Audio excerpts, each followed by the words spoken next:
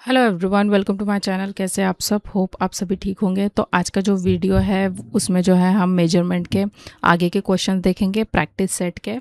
ठीक है, तो उसके पहले जो है हम थोड़ी सी इंपॉर्टेंट थ्योरी देख लेते हैं, जिसके ऊपर आज के जो 10 क्वेश्चन होंगे तो आपको जो है वो सॉल्व करने में आसानी जाएगी। ठीक है, तो एमीटर शंट के बारे में हम देखते हैं। ये हो गया इसका circuit diagram. Are s H, ये रेजिस्टेंस आपको दिख रहा है। ये आर एम, ये क्या है? मीटर का रेजिस्टेंस। ठीक है, internal resistance of meter movement. ठीक है, ये मीटर लिख देना यहाँ पे। ठीक है, internal resistance of meter movement. इसमें से जो करंट फ्लो होगा वो क्या होगा? I m. ठीक है, आर एस एच क्या हो जाएगा? Resistance of the shunt. ये हो जाएगा रेजिस्टेंस ऑफ द शंट। इसमें से जो करंट फ्लो होगा वो होगा आई एस एच। ठीक है, shunt current.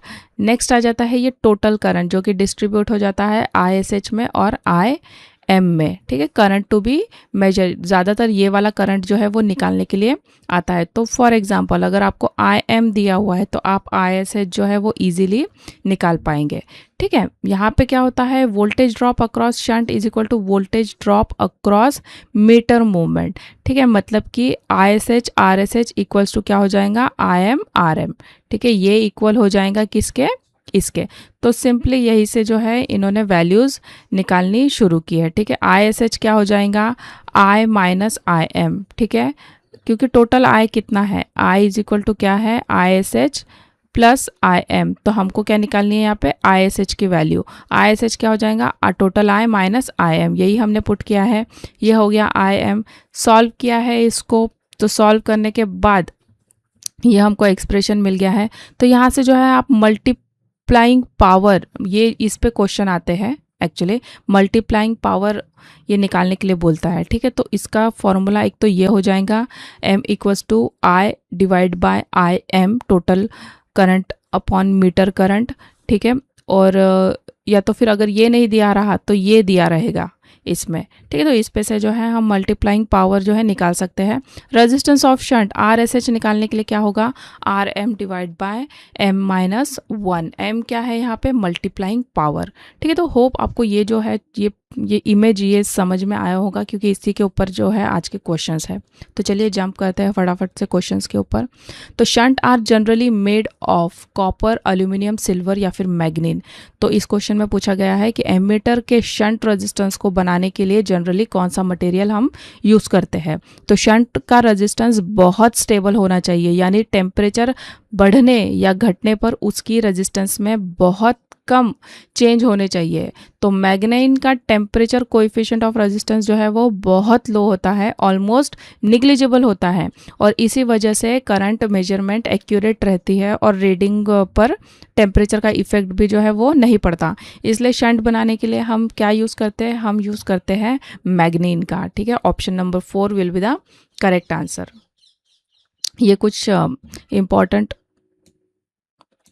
Important point. Shunt है तो मैग्नीन का बना होता है, स्वैम्पिंग रेजिस्टेंस है तो भी मैग्नीन का बना होता है, हीटिंग एलिमेंट है तो निक्रोम का बना होगा, और फ्यूज वायर है तो टिन लीड अलॉय। ये क्वेश्चन भी जो है हम ऑलरेडी देख चुके हैं। नेक्स्ट है the range of the permanent magnet moving coil instrument is 0 to 10 ampere if the full scale deflection current of the meter is 2 milli ampere, then the multiplying power of the shunt is. ठीक है, multiplying factor जो है हमको निकालना है, जो मैंने आपको बताया पहले। ठीक है, तो इंस्ट्रूमेंट की रेंज कितनी है? I is equal to 10 ampere. Meter का फुल स्केल करंट मतलब कि आई एम, ये कितना दिया है? 2 मिली एम्पियर। इसको जो है हमेशा आपको कन्वर्ट करना है 0.2 एम्पियर। ठीक है, या तो फिर आप ऐसे भी लिख सकते हो 2 इंटू 10⁻³ ठीक है, लेकिन आपको ये जो है ये कन्वर्ट करना पड़ेगा। Multiplying power equals to total current upon meter current अभी हम ले लेंगे, और मिली एम्पियर को हमेशा एम्पियर में कन्वर्ट करना कभी मत भूलना, अदरवाइज आपके जो आंसर है वो गलत निकलेंगे। तो multiplying power m equals to क्या आ जाएगा? I divide by I m. तो I हमारा कितना है? 10 एम्पियर। आई एम है हमारा 2 इंटू 10⁻³ 2 5 जा, तो ये कितना आ जाएगा? 5000। ठीक है, इसका कोई यूनिट नहीं होता है, तो इसका आंसर हो जाएगा हमारा ऑप्शन नंबर 3 5000। ठीक है, नेक्स्ट है Moving coil instrument having a meter resistance of 5 ohm is to be used as a voltmeter of range 0 to 100 volt. Then if the full scale deflection current is 10 milliampere, then the required series resistance is कितना होगा। तो इस question में एक PMMC instrument को 0 to 100 voltmeter बनाना है। इसके लिए मीटर के रेजिस्टेंस में रेजिस्टेंस मतलब कि मल्टीप्लायर रेजिस्टेंस लगाया जाता है। तो हमें उस रेजिस्टेंस की वैल्यू निकालनी है इसमें, ठीक है। तो मीटर रेजिस्टेंस कितना है, ये मैं डाल देती हूँ। मीटर रेजिस्टेंस ये देखिए, एक तो पहले वोल्ट मीटर बनाना है, तो ये है RS, ये सीरीज में रहता है, ठीक है, ये मीटर के। तो यहाँ पे RM कितना हो जाएगा, दैट इज मीटर रेजिस्टेंस, ये हो जाएगा 5 ओम। वोल्ट मीटर रेंज दी हुई है कितनी, 100 volt. And full scale current मतलब कि IM ये कितना है, 10 मिली एम्पियर।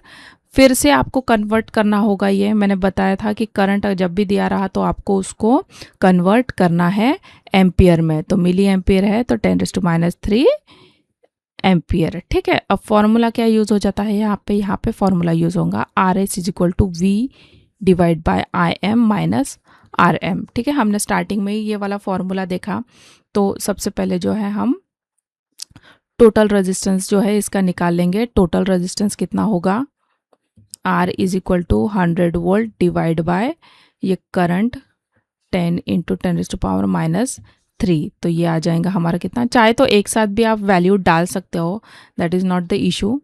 आप एक साथ भी पुटअप कर सकते हो इसको, ठीक है। मैं कर देती हूँ एक साथ ही। RM की वैल्यू कितनी है, 5, ठीक है। तो इसको आपको जो है अभी सॉल्व करना है ये। तो ये आ जाएगा कितना, 10 ये ऊपर जाके हो जाएगा 10⁻³ मतलब कि ये आ जाएगा 10,000 - 5 दैट इज 9995 ओम्स, ठीक है। तो हमारा करेक्ट आंसर होगा क्या, ऑप्शन नंबर 3 995 ओम्स। नेक्स्ट है the multiplying power of the shunt of the milli ammeter is 8, ठीक है। समझ में आ रहे हैं, अभी आपको समझ में आएंगे ये न्यूमेरिकल, ठीक है। तो ये मल्टीप्लाइंग पावर M हो गया कितना, 8। इफ द देखो यूनिट नहीं है इसको, ठीक है, यूनिट नहीं है, ये भी याद रखिए। If the circuit current is 200 milli ampere then the current through the meter is, तो यहाँ पे I भी हमको दिया है total current that is 200 milli ampere. तो फॉर्मूला हमारा क्या हो जाएगा, M = I divide by IM। तो मल्टीप्लाइंग फैक्टर हमको दिया है 8, ये रहा हमारा I। अब यहाँ पे देखो यूनिट क्या है, मिली एम्पियर में, तो हमको कन्वर्ट करने की ज़रूरत नहीं है, ठीक है। यहाँ पे हम कन्वर्ट नहीं भी किए तो भी चलेगा। तो ये हो गया 8, हमको निकालना है क्या, I दिया हुआ है कितना, 200 डिवाइड बाय IM। तो IM का वैल्यू कितना निकल जाएगा, ये निकल जाएगा 200 divide by 8 that is 25 milli ampere, ठीक है। तो है ऑप्शन में यस इट इज़। तो क्वेश्चन नंबर 14 का आंसर हो जाएगा option number 2 that is 25 milli ampere. Next question है the material of the shunt should have dash temperature coefficient of the resistance, क्या होगा, नेग्लिजिबल, पॉजिटिव, नेगेटिव या फिर नन ऑफ द अबव। तो shunt का काम ज़्यादा करंट को अपने थ्रू पास करना होता है। तो अगर टेम्परेचर बढ़ने पर शंट की रेजिस्टेंस बदल जाएंगी, करंट का डिस्ट्रीब्यूशन भी जो है वो बदल जाएगा और एमीटर की रीडिंग भी जो है वो गलत होने के चांसेस है। तो इसीलिए शंट का मटेरियल ऐसा होना चाहिए जिसका टेम्परेचर कोएफिशिएंट ऑफ रेजिस्टेंस बहुत ज़्यादा कम हो, ताकि टेम्परेचर चेंज होने पर रेजिस्टेंस लगभग सेम रहे। इसी की वजह से जो है मैग्नीन का यूज़ जो है वो शंट बनाने के लिए किया जाता है, क्योंकि उसका टेम्परेचर कोएफिशिएंट ऑलमोस्ट निग्लिजिबल होता है। इसका आंसर क्या होगा, ऑप्शन नंबर 1 निग्लिजिबल। नेक्स्ट है a small swamping resistance is put in series with the operating coil of a moving coil ammeter in order to compensate for the effect of temperature variation, external magnetic field, hysteresis loss या फिर none of the above. तो स्वैम्पिंग resistance एक कम temperature coefficient वाला मैग्नीन का resistance होता है जिसे PMMC moving coil instrument की ऑपरेटिंग कॉइल के साथ जो है हम सीरीज में जोड़ते हैं। किसमें? सीरीज में। ठीक है, तो इस क्वेश्चन में हमको पूछा गया है कि पीएमएमसी मूविंग कॉइल एमीटर में ऑपरेटिंग कॉइल के सीरीज में स्वैम्पिंग रेजिस्टेंस क्यों लगाई जाती है। ठीक है, तो पीएमएमसी इंस्ट्रूमेंट की मूविंग कॉइल कॉपर की बनी होती है। ठीक है, हमने पहले क्वेश्चन में देखा ये इसकी किससे बनी होती है? कॉपर की बनी होती है। और कॉपर का रेजिस्टेंस टेम्परेचर बढ़ने पर जो है वो बढ़ जाता है। अगर इसका टेम्परेचर बढ़ेगा तो इसका जो रेजिस्टेंस है वो भी बढ़ेगा। तो अगर कॉइल का रेजिस्टेंस बदल गया तो मीटर में करंट भी जो है वो चेंज होगा और रीडिंग जो है वो कैसी आएंगी? वो इनएक्यूरेट आएंगी। ठीक है, इनएक्यूरेट हो जाएंगे। तो इस प्रॉब्लम को दूर करने के लिए कॉइल के सीरीज में हम जो है वो स्वैम्पिंग रेजिस्टेंस जो कि किसका बना होता है? मैग्नीन का बना होता है, ये लगाते हैं ताकि मैग्नीन का टेम्परेचर कोएफिशिएंट बहुत कम होता है, इसलिए ओवरऑल रेजिस्टेंस जो है वो लगभग कांस्टेंट रहेगा, मीटर की रीडिंग भी सही आएंगी और इसलिए स्वैम्पिंग रेजिस्टेंस का यूज टेम्परेचर वेरिएशन के इफेक्ट को कॉम्पनसेट करने के लिए यहाँ पे किया जाता है। ठीक है, तो इसका आंसर होगा ऑप्शन नंबर 1, टेम्परेचर वेरिएशंस। ठीक है, तो स्वैम्पिंग रेजिस्टेंस मैग्नीन का बना होता है, पर्पज़ है हमारा टेम्परेचर वेरिएशन का इफेक्ट को कम करना। पीएमएमसी कॉइल किससे बनी होती है? ये बना होता है कॉपर का, और कॉपर का रेजिस्टेंस टेम्परेचर बढ़ने पर इंक्रीज होता है। ये चीज़ें जो है आप याद रखिए इनको, क्योंकि इस पे भी जो है डायरेक्ट क्वेश्चंस बनते हैं। नेक्स्ट क्वेश्चन है, a moving coil volt meter give full scale deflection of 100 volt for a meter current of 1 milli ampere for 45 volt reading the meter current will be. ठीक है, तो इस क्वेश्चन में बताया गया है कि वोल्ट मीटर 100 वोल्ट पर फुल स्केल डिफ्लेक्शन देता है और उस समय मीटर करंट 1 मिली एम्पियर होता है।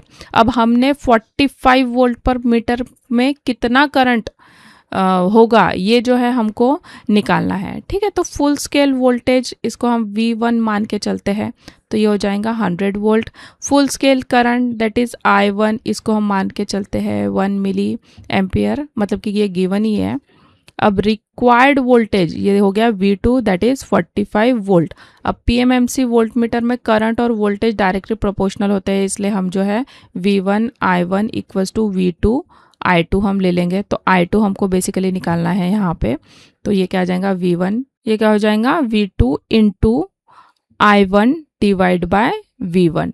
ठीक है, वैल्यूज पुटअप करते हैं, 45 इंटू 1 डिवाइड बाय 100, तो ये आ जाएगा कितना? 0.45 मिली एम्पियर। ठीक है, सिंपल सा फॉर्मूला है, क्रॉस मल्टीप्लिकेशन किया है and we have got the answer. तो क्वेश्चन नंबर 17 का आंसर हो जाएगा option number 1, 0.45 milli ampere. Next है, dynamometer type instrument can be use for AC work only, DC work only, both DC and AC work, या फिर none of the above. Dynamometer type instrument में fixed coil और moving coil दोनों electromagnets होते हैं। इसमें जो है परमानेंट मैग्नेट यूज नहीं होता है। तो जब एसी या डीसी करंट फ्लो करता है, दोनों कॉइल के मैग्नेटिक फील्ड के इंटरैक्शन से जो है डिफ्लेक्टिंग टॉर्क प्रोड्यूस होता है। तो एसी में करंट की डायरेक्शन बदलती रहती है ना, आपको पता है एसी में जो है करंट की डायरेक्शन बदलती रहती है, लेकिन दोनों कॉइल्स में करंट एक साथ डायरेक्शन चेंज करता है, इसीलिए टॉर्क हमेशा सेम डायरेक्शन में ही रहेगा। और इसी वजह से डायनामोमीटर टाइप इंस्ट्रूमेंट एसी और डीसी दोनों सर्किट में काम करता है। ठीक है, तो इसका आंसर होगा option number 3, both DC and AC.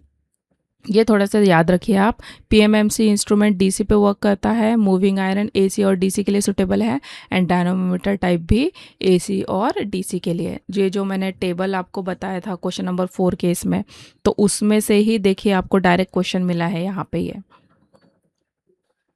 ये इसका डायग्राम हो जाएगा। ठीक है, ये तो आपको किताबों में भी मिल ही जाएगा इजीली। नेक्स्ट है, a dynamometer instrument is chiefly used as DC ammeter, DC voltmeter, wattmeter, या फिर नन ऑफ द अबव। तो डायनामोमीटर टाइप इंस्ट्रूमेंट का यूज एसी और डीसी दोनों में भी जो है वो किया जाता है। ठीक है, लेकिन इसका सबसे इंपॉर्टेंट एप्लीकेशन वैटमीटर के रूप में होता है। तो वैटमीटर में एक करंट कॉइल जो है वो फिक्स्ड होती है और एक प्रेशर कॉइल होती है जिसको हम जो है मूविंग कॉइल भी बोलते हैं। तो इन दोनों कॉइल्स के मैग्नेटिक फील्ड के इंटरैक्शन से पॉइंटर डिफ्लेक्ट होता है और सर्किट की पावर जो कि वैट में मेजर होती है। तो इसलिए dynamometer type instrument chiefly wattmeter के ही इसमें यूज़ किया जाता है। ठीक है, वैटमीटर के रूप में इसको ज़्यादा यूज़ किया जाता है। तो ये हो गया ऑप्शन नंबर 3 करेक्ट आंसर, और ये रहा इसका diagram. In dynamometer type instrument, damping is provided by air friction, eddy current, fluid friction या फिर none of the above। तो देखो मैंने बताया था डायनामोमीटर में किस टाइप की डैम्पिंग जो है वो प्रोवाइड की जाती है।